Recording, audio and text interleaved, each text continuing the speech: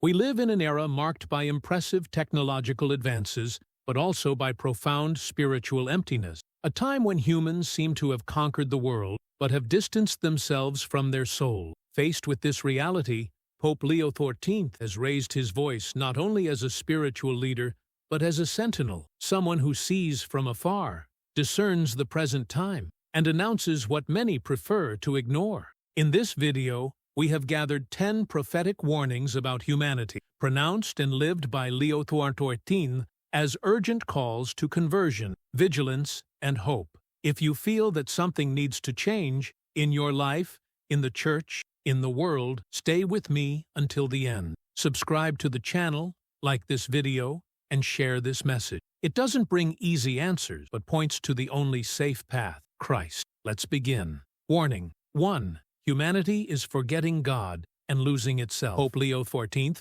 has insisted on a central point. The forgetting of God is the greatest drama of our time. He affirms that modern human beings have built a civilization on sand, powerful, connected, fast, but without spiritual foundation. The consequence is clear: growing loneliness, anxiety, violence, and a sense of uselessness. Leo XIV reminds us that when humans exclude God, they do not become free, but slave to consumption, to the opinions of others, to their own ego. And that, in moving away from the Creator, humans also lose awareness of their own dignity. He firmly denounces a humanity that lives as if God did not exist is digging its own spiritual ruin. But he doesn't do this to condemn.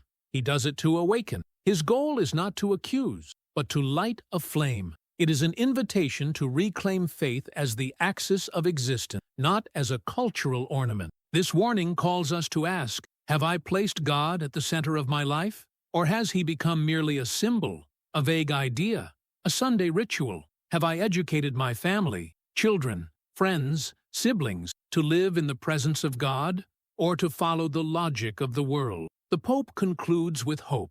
The soul that returns to God rediscovers its peace, and a civilization that kneels rises again. Warning 2. The culture of indifference is silently killing. Pope Leo XIV's second great warning is about the advance of indifference. He affirms that human suffering has become so common that it no longer shocks us, no longer mobilizes us. We see tragedies every day, but we react with distraction. The problems of others no longer affect us. Our neighbor has become invisible. The Pope denounces this moral anesthesia as one of the most serious sins of our time. He affirms that it is not hatred that destroys humanity, it is indifference. It is the inability to be moved, to be disturbed, to act. Leo XIV recalls that the Gospel presents us with a God who saw, felt compassion, and approached, and that Christian life is only authentic when we follow this same path: see, feel, act. He draws attention to the new poor of the contemporary world,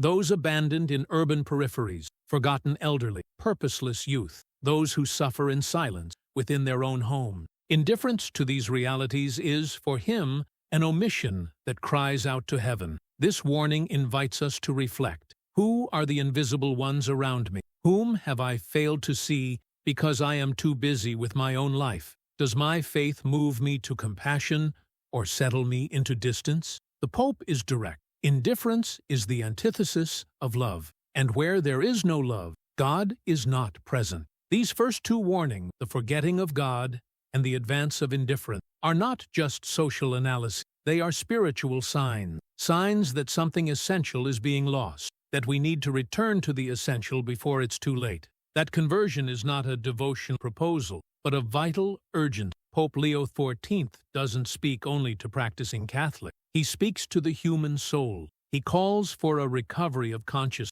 for a return to the truth that sustains and defines us. He reminds us that without God, we dehumanize ourselves, and that without compassion, we isolate ourselves even from ourselves. As we reflect on these words, we are invited to make a choice: to remain anesthetized or to awaken, to remain centered on ourselves or to reopen our eyes, ears, and hearts. Because, as Leo XIV says, the hour is not for fear, but for decision. It's not too late. There is still time to love. Pope Pope Leo XIV's warnings are not the fruits of ideological analysis or pessimism. They arise from prayer, from listening to God's people, and from spiritual discernment in the face of the signs of the times. Each of his words, when speaking of humanity, is loaded with compassion and urgency. He doesn't point his finger to accuse, but to indicate a path, a return, an awakening that leads us to rediscover the meaning of existence. We continue now with two more warnings that touch directly on the deepest wounds of today's culture.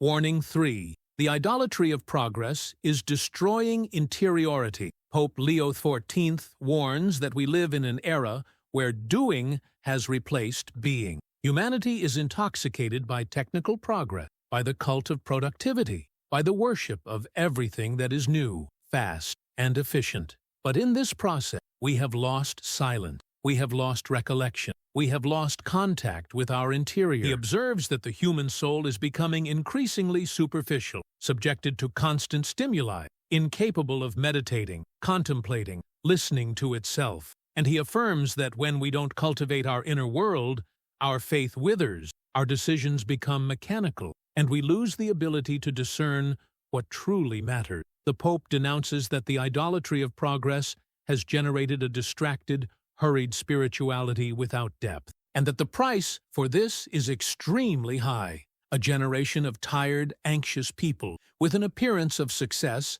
and a soul in ruin. Leo XIV insists that material progress without spiritual progress leads to emptiness, and that Christians must reclaim the value of interiority, silent prayer, and time with God. This warning provokes us to reflect. How much time have we dedicated to inner listening? Does our spiritual life have roots or just appearances? Are we being shaped by the Word of God or by notifications on a device? The Pope reminds us, the world needs masters of interiority, not just specialists in performance. Warning 4. Truth is being relativized, and the soul is becoming sick. Pope Leo XIV views with great concern the weakening of truth in contemporary culture. He affirms that today's society has relativized everything, good, evil, right, wrong, and, by denying the existence of an objective truth, it has also weakened people's moral conscience. He says that this dictatorship of relativism, as Benedict XVI had already denounced, disguises itself as freedom, but in reality imprisons. Because a life without truth is a life without direction, and a conscience that no longer recognizes good and evil is vulnerable to all kinds of manipulation. Leo XIV insists that truth is not an idea, but a person, Christ, and that outside of him, everything becomes uncertain, fluid, insecure. He observes that many today live in permanent doubt, making important decisions based on momentary emotions, trends, or social pressure, because they have lost the foundation of truth. The Pope also denounces that there is a serious crisis of moral authority. The family no longer forms the conscience, schools often relativize it, and even religious environments are afraid to clearly announce what is truth. This warning challenges us to ask, on what foundations have we built our lives? Have we sought truth, or have we settled for what is convenient? Do we have the courage to live the truth, even when it costs us? Leo XIV is firm. Truth liberates, but first it shakes. That's why many avoid it, but only truth can heal the soul. These two warnings, the destruction of interiority and the abandonment of truth, touch the heart of the contemporary spiritual crisis. Without interiority, there is no listening to God. Without truth, there is no safe path. Pope Leo XIV speaks not only about external errors. He points to the voids that silently install themselves in soul, to the spiritual symptoms of a civilization that has everything, but no longer knows who it is, nor where it is going. His warnings are harsh, but loaded with love. They call us to a vigilance that begins within, in the mind, in the heart, in the silent choices we make when no one is watching. As we reflect on his word, we are invited to recover the courage to go against the current, to slow down, to return to truth, to re-educate the heart, to desire what is eternal, and not just what is immediate. Because, as he says clearly, the soul that reconciles with truth rediscovers peace, and whoever rediscovers peace, rediscovers God. Pope Leo XIV's voice echoes, not as someone who observes from outside, but as one who walks within the pains of God's people. His warnings don't come from theories, but from the silent listening to wounded humanity. In each word, he seeks to awaken not through fear, but through truth, that truth which does not accuse, but liberates, which does not condemn, but invites. We continue now with two more warnings that touch on social and spiritual wounds that the Pope has denounced with clarity and courage. Warning 5. The trivialization of life is corroding civilization. Pope Leo XIV calls attention to an increasingly frequent and alarming phenomenon, the loss of the value of human life. He denounces that life, which should be sacred in all its stages, from conception to natural death, has been treated as a disposable utilitarian object, subordinated to economic, ideological, or individual interest. The Pope recalls that the Gospel proclaims the absolute dignity of each human person, created in the image and likeness of God. But, in contrast, contemporary culture values what is productive, young, healthy, and marginalizes what is fragile, old, disabled, inconvenient. He firmly warns, a society that loses respect for life also loses respect for itself. And where life is trivialized, violence finds fertile ground. Violence against the unborn, the poor, the elderly, migrants, the invisible sick on the margins of society. Leo XIV invites the Church and Christians to be sentinels of life, to raise their voices in defense of those who have no voice, to recover a gaze of reverence before each person, because each person is a miracle, a mission, a seed of eternity. This warning challenges us. How have I viewed the lives of those around me? Have I treated others with reverence or with haste? Do I defend life only with words or also with actions? The Pope affirms, whoever does not kneel before the gift of life has already begun to kneel before the idol of death. Warning 6. Faith is being lived as ritual, not as a living relationship. Pope Leo XIV has called attention to a risk internal to the Church itself. The reduction of faith to routine, to custom, to empty ritualism. According to him, there are many Christians who attend the sacraments, participate in celebrations, maintain traditions, but have lost the personal encounter with Christ. He warns that faith is not a social event or a cultural identity. Faith is a living, continuous, loving adherence to the person of Jesus. And without this living relationship, everything becomes mechanical. Prayer becomes repetition. Mass becomes obligation. Charity becomes convenient. Leo XIV recalls that Jesus did not come to found a religious system, but to open a path of intimacy with the Father, and that the Church should be a place of encounter, conversion, spiritual fire, not just of norms, structures, and customs maintained without soul. He invites the faithful to revive their hearts, to return to listening to the Word, to sincere prayer, to silent adoration, and affirms, where faith disconnects from life, religious hypocrisy is born, and this is the disease that most distances those who seek God. This warning provokes us. How have I lived my faith? Have I nurtured a personal relationship with God, or merely maintained a religious routine? Does my spiritual life have depth, or has it become superficial and automatic? The Pope is clear. The world doesn't need Christians accustomed to religion. It needs Christians passionate for Christ. Citi.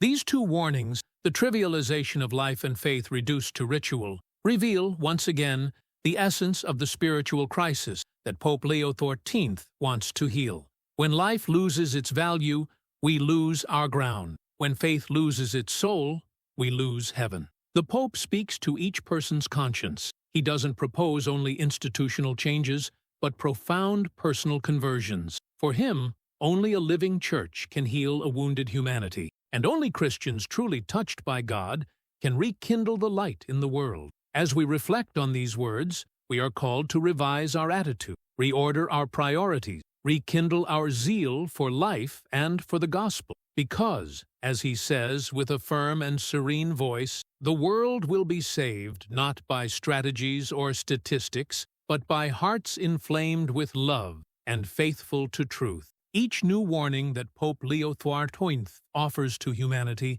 comes from a heart deeply united with Christ and attentive to the world's pain. His language is firm, but not condemnatory. He speaks as a shepherd, as a father, as a brother, with the aim of calling everyone to what truly matters, the conversion of the heart and the rediscovery of truth. We continue now with two more warnings that directly touch the spiritual and social roots of the contemporary crisis, and that reveal the urgent call to change our mentality and lifestyle. Warning 7. The illusion of self-sufficiency is killing communion. Pope Leo XIV observes that contemporary culture promotes, in a subtle and constant way, the idea that each person is sufficient in themselves. Self-sufficiency, disguised as autonomy, has distanced human beings from humility and brought them closer to spiritual and relational pride. He warns that when humans believe they can do everything alone, without God, without others, without limits, they fall into a disguised loneliness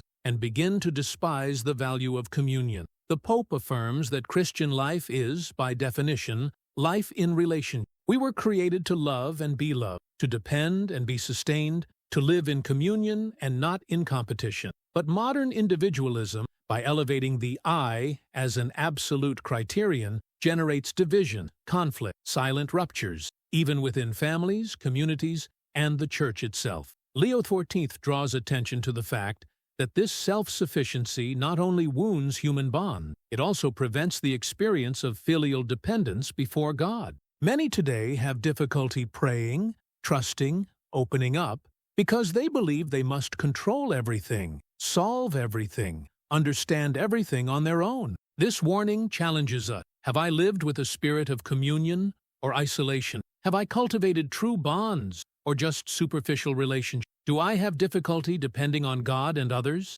The Pope insists the true greatness of human beings lies in recognizing their smallness before God and their need for their brothers and sisters. Warning 8. Suffering is being rejected, and with it, the cross. Another strong warning from Pope Leo XIV refers to how suffering has been treated in today's culture. According to him, suffering has become something to be avoided at all costs. We live in an era of emotional anesthesia, where everything needs to be light, comfortable, pleasurable, and any pain is seen as failure, as weakness, as something useless. But the Pope reminds us that suffering, when united with Christ, does not destroy, but purify. It is not an end, but a passage. And that the cross, the greatest symbol of love that gives itself, is being silently removed from the Christian horizon, replaced by a spirituality without demand, without surrender, without sacrifice.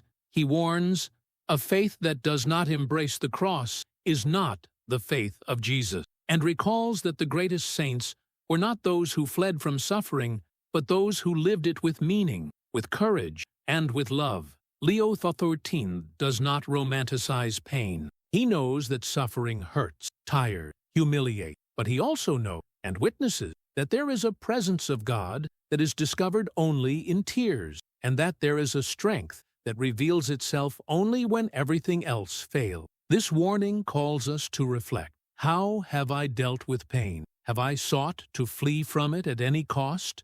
Or have I allowed it to transform me? Have I rebelled against the cross, or learned to carry it with hope? The Pope concludes, the cross is not a punishment. It is an invitation.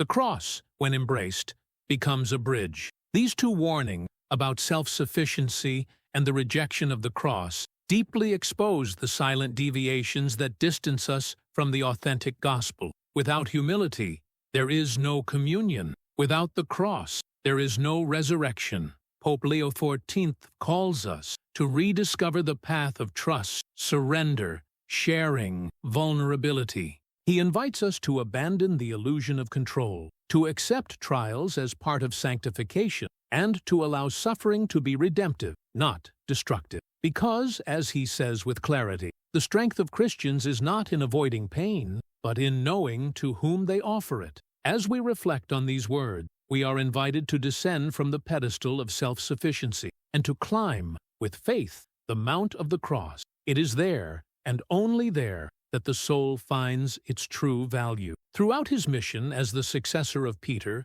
Pope Leo XIV has exercised with seriousness and courage the role of prophet, one who, in the light of God, sees the present with lucidity and points out paths of conversion. His warnings are not meant to frighten, but to awaken, and they do not arise from a political or sociological analysis, but from a heart in prayer, passionate for Christ and for humanity. We now come to the last two warnings, perhaps the most decisive. They speak about identity, mission, and about the eternal destiny that we are all building in the today of our choices. Warning 9. Humanity is losing awareness of eternity. Pope Leo XIV calls us to turn our gaze to what is invisible but absolute, eternity. He observes that, amid the avalanche of daily stimuli and concerns, modern humans live as if life ended here. Eternity has been silently removed from the interior horizon of many, including within the Church itself. The Pope affirms with clarity, "Forgetting eternity is the root of many evils." When we cease to remember that we are destined for heaven, we begin to live in an immediate selfish way, focused only on pleasure or momentary success, and even more. We lose the courage for sacrifice, the value of fidelity, the seriousness of moral choices. Everything becomes relative when the ultimate end of life is forgotten. Leo XIV denounces that even Christian preaching, in many places, already avoids talking about death, judgment, heaven, and hell, as if they were outdated, uncomfortable, or irrelevant themes. But he insists, not remembering eternity doesn't make it disappear. It only makes us unprepared for the encounter that will come. Non-edus? This warning invites us to reflect. Am I living with my eyes on eternity, or only on temporal goods? Do my choices reflect the desire for holiness,